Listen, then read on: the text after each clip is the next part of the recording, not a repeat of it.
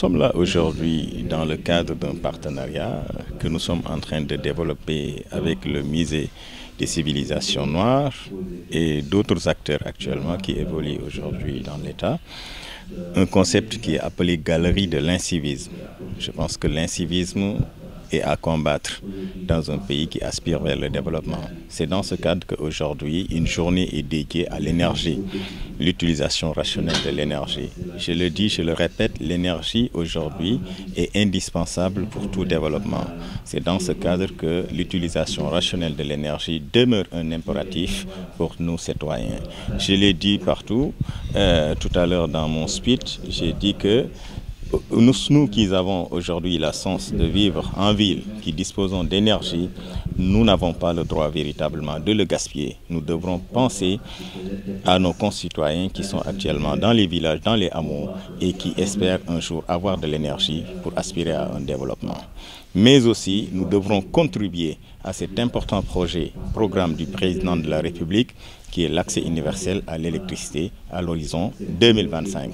Donc, autant que nous sommes, nous devrons véritablement travailler en parfaite synergie pour générer des économies d'énergie afin de permettre à tous nos concitoyens d'avoir de l'énergie. Et c'est véritablement l'objet de cette rencontre appelée Galerie de l'incivisme parce que nous avons constaté énormément de comportements et de gestes sur l'utilisation de l'énergie qui ne sont pas du tout adaptés. Nous avons dans notre plan stratégique de développement beaucoup de projets aujourd'hui qui vont permettre de mobiliser énormément de potentiel d'économie d'énergie, notamment sur l'éclairage de manière globale, l'éclairage général au niveau des bâtiments, mais l'éclairage public.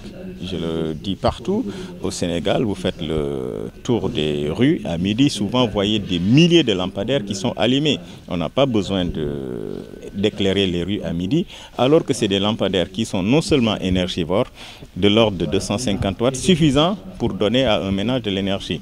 Donc l'AME a un important programme aujourd'hui qui s'appelle éclairage efficace, éclairage public efficace, qui va permettre véritablement de contribuer à la réduction de la facture publique d'électricité de l'État qui avoisine les 50 milliards par an. Donc un potentiel d'économie de 40% va nous permettre d'avoir des économies de l'ordre de 20 milliards par an. Donc nous nous réjouissons cette année de l'accord de l'État avec le partenaire financier qui est la Banque africaine de développement, de démarrer la première phase de cet important programme qui va nous permettre véritablement d'économiser de l'énergie et de contribuer à l'accélération du programme d'accès universel à l'électricité à l'horizon 2025.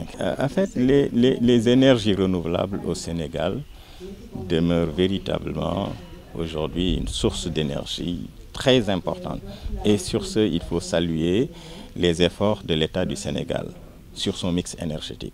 Aujourd'hui, nous sommes à plus de 30% d'énergie renouvelable sur notre mix énergétique, ce qui est véritablement très important.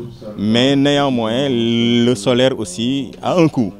Et il faut comprendre que dans la maîtrise de l'énergie, c'est ce qu'on appelle la substitution énergétique, l'utilisation des autres formes d'énergie. Mais ce qui est plus important aujourd'hui, l'énergie solaire qui est produite à travers les centrales IPP installées hors de Dakar sera transférée dans Dakar et véritablement cette énergie aussi doit être utilisée de manière rationnelle pour permettre véritablement à un redéploiement de l'excès ou bien de l'énergie qui n'est pas distribuée dans d'autres endroits, dans d'autres localités qui en ont besoin.